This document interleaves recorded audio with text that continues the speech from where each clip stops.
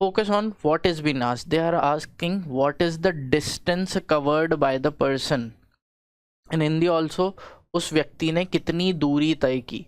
That means if a person is moving from point A, B, C and it is going to all the points, then if he is traveling from D to F through these roads, then what is the distance covered by that particular individual? So that is being asked. First we'll have to locate where these points are lying, and then we'll have to calculate the distance.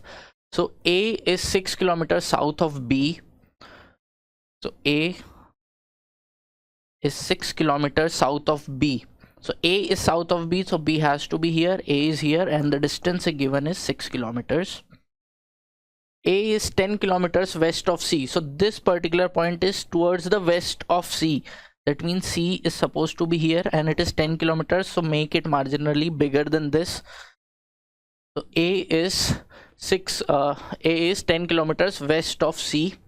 D is 5 kilometers east of E. Now, as I have repeated in my lectures also many a times, see here right now you have information about A, B and C, but the next statement is regarding D and E.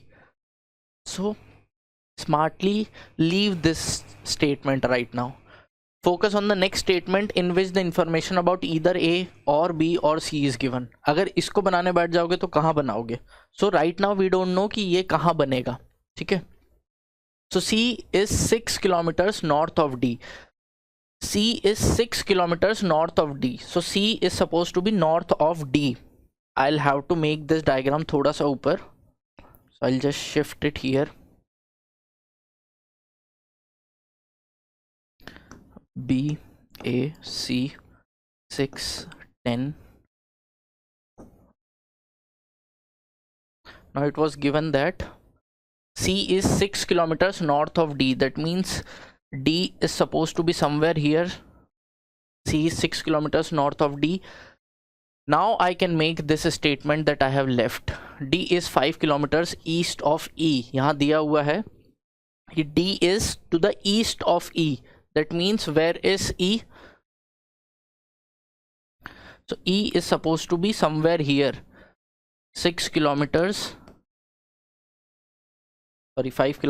to the east.